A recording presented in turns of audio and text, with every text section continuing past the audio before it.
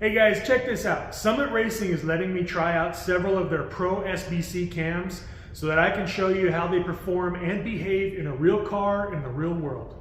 The first one we're going to try is the 8801. So these are step-nosed cams, which means they're for factory roller cam style blocks, which is about any small block Chevy made after 86 or 87. Even though the trucks all had flat tappet cams, the blocks are still cast with the provisions for the cam retaining plate and the lifter spiders. And these cams are also gorgeous. I'm going to be testing this cam in the Gen2 LT1 350 in my 1994 Pontiac Firebird. For reference, this car weighs 3,520 pounds with me in it. It has a Turbo Hydro 400 transmission with 3,000 stall. It has 323 ring and pinion, 11:1 compression, and long tube headers. So this may or may not be similar to your combination. You'll just have to decide for yourself what to make of my results.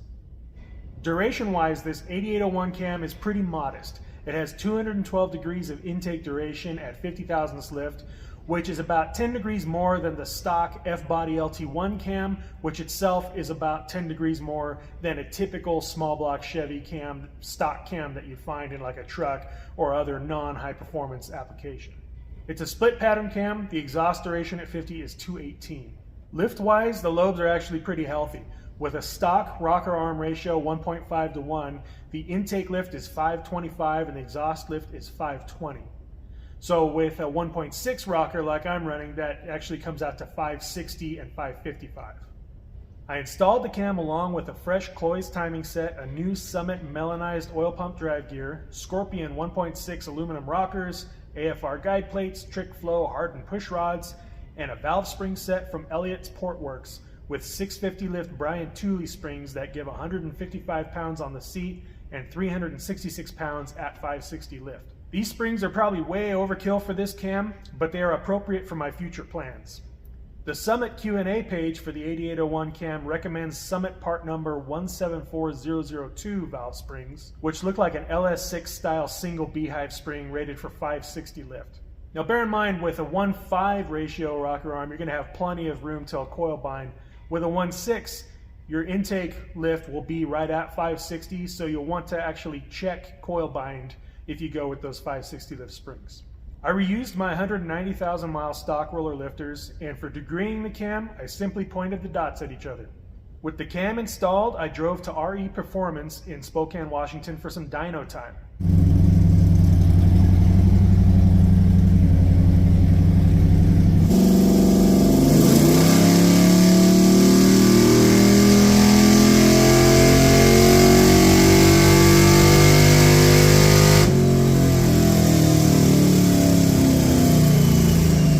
With the tune dialed in, the dyno says 295 rear wheel horsepower. If you factor in a 25 to 30% drivetrain loss for the Turbo 400, this puts the power at the crank at the very high 300s to low 400s. However, what I like best about these results is the big flat plateau of the curve and the fact that the engine doesn't have to rev to the moon to make power, but it also doesn't fall sharply off either. This is an extremely usable power curve. So guys, just driving around wise, idle and part throttle stuff, I really can't distinguish any difference between this cam and the stock cam. It doesn't do or feel any different at all.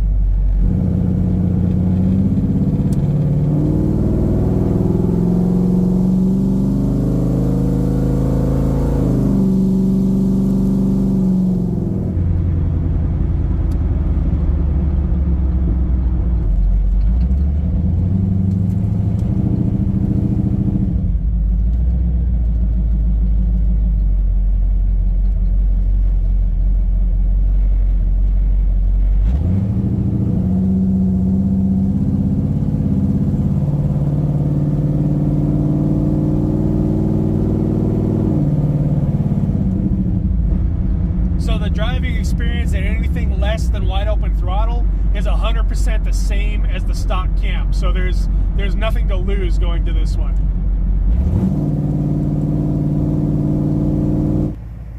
No camshaft discussion is complete without checking out how it idles.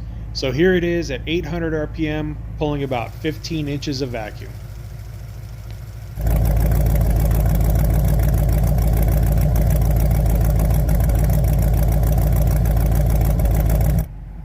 At 700 RPM, it pulls a hair over 14 inches of vacuum.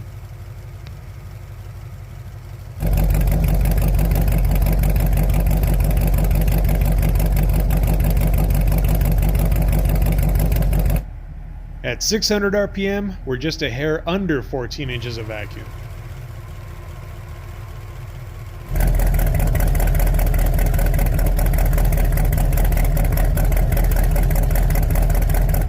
I wanted to see if I could force it to lope, so I reduced the RPM even more, and I also played with the air-fuel ratio at idle.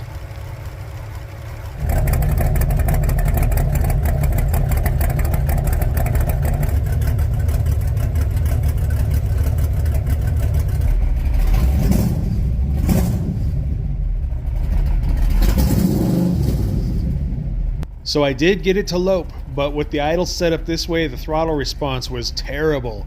So I'm going to say if you're looking for a lopey idle, you're going to want to get a bigger cam than this. We're back at the drag strip, but first I need to address a couple of things. In a perfect scientific test, I would have only changed the cam and kept everything else exactly the same. In reality, I've changed two other factors. During my overhaul, I used thin MLS head gaskets that raised my compression ratio by about a half point, which should theoretically give me about 4 or 5 extra horsepower. But the big change is the rear tires. I swapped my worn out 245 street tires for some 255 Mickey Thompson ET streets. The online calculators say 255s should only be about 0.39 inches taller, but in reality these particular tires are over an inch taller than the ones I took off. At 2500 RPM on the freeway, I've gone from 55 miles per hour to 60 miles per hour, which is a 9% difference. This is the same as swapping from my 323 gears to 296s, which is obviously going to take a lot of wind out of the sails. So bear that in mind on this quarter-mile pass.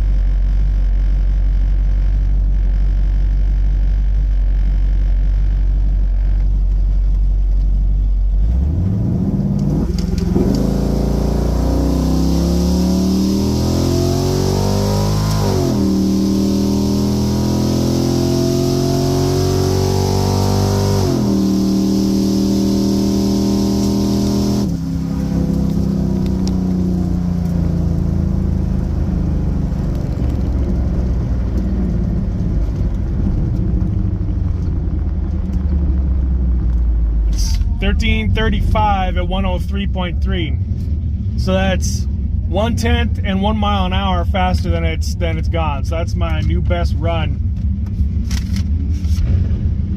Well guys, there you have it, 13:35 at 103. So despite the taller tires, I got my new personal best pass in this car. So previously the best it had run was a 13:45 at 102. So we're 1/10 and 1 mile per hour better even with the taller tires.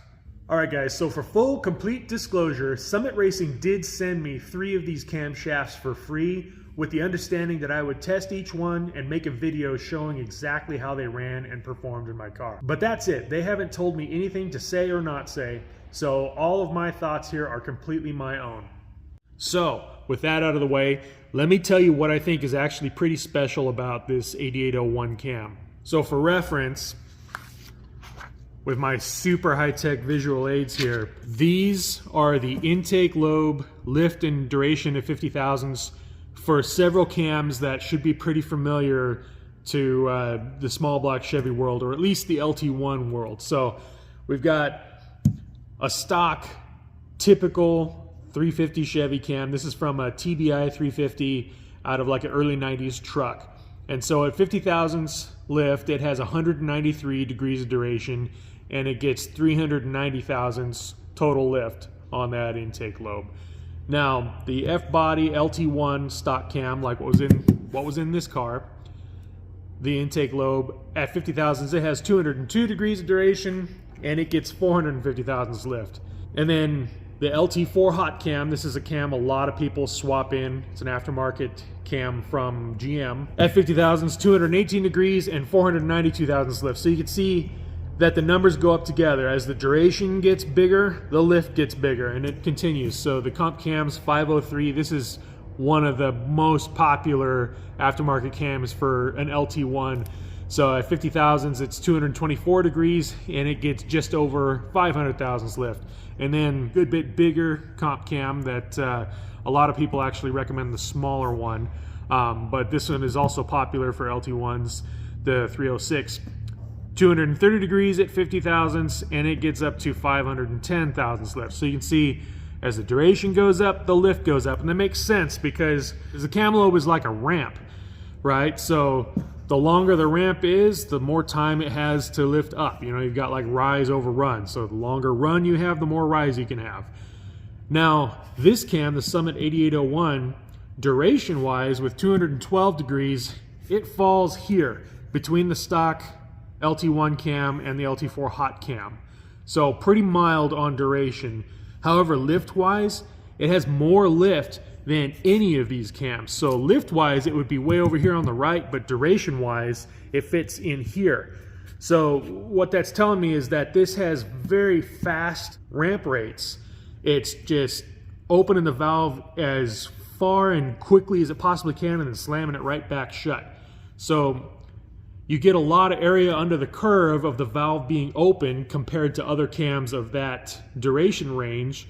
But with the short duration, you still keep the smooth idle, the good vacuum, and all the good manners about it. So I think this cam has huge potential for like a sleeper application. If you want to have an engine that makes a lot of power, but you don't want it to attract any attention, this is you can't do better than this cam, in my opinion.